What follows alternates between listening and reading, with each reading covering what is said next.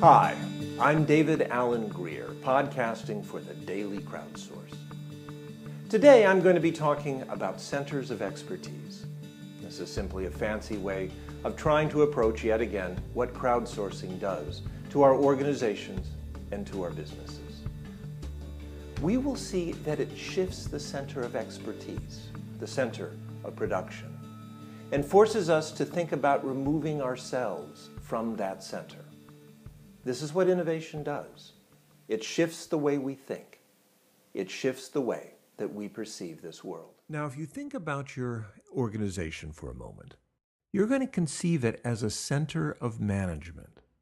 And around that center, circle different activities that are the things that your organization does.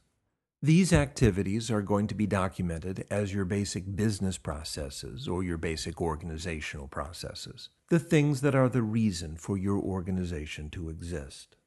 Now, these activities require resources, capital, machinery, and people. And it's very easy to think that crowdsourcing merely shifts your people from inside to outside, that instead of building an internal organization that support these activities, that you are reaching outside and employing people outside your organization to support it. That model works fine up to a point, but as you think about it, it should bring just a little element that gnaws at you. The reminder that we have thought about other things by placing ourselves at the center of activity. And as we have been able to move ourselves out of that center, we have seen things a little more clearly.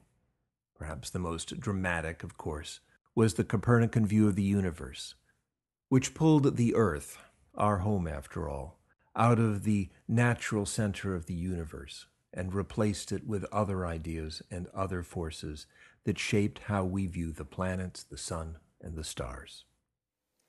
If we're following the parallel with physics, we're not exchanging one limited viewpoint for another. We're not moving from Earth to the sun, for the sun is no more the center of the universe than was the Earth. We're moving from positions to forces. The change in physics that began with Copernicus and ended with Newton identified gravity as the central force that governed the motion and position of objects in the universe. In a similar way, when we move into crowdsourcing, we're identifying ideas and expertise as the key elements of our organization and our businesses.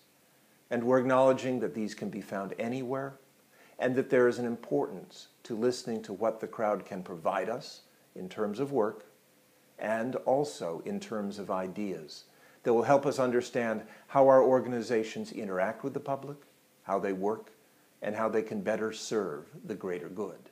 We now conceive that there is a crowd, a group of people with knowledge and expertise and experience that we wish to engage. And as we work with that crowd, we deploy our activities around that crowd and engage their centers of expertise so that our activities may be done and ultimately move back to our organization, which may be shaped and substantially altered in the process. Now, at this point, I need to admit that I'm talking about a metaphor, a linguistic tool for describing how we think about organizations.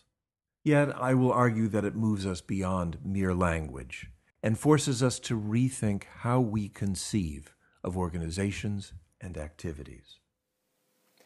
As an innovative force, crowdsourcing shifts our attention from people to ideas. It breaks the egotism that says that we as leaders always have to be at the center of our organization, directing, guiding, driving production. In fact, organizations are managed and driven by ideas, by knowledge, by skill, by expertise, and by experience. These things are found in leaders, but they're also found in the crowd.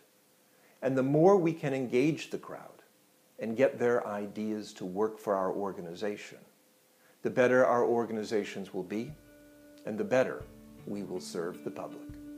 This is the shifting center of crowdsourcing.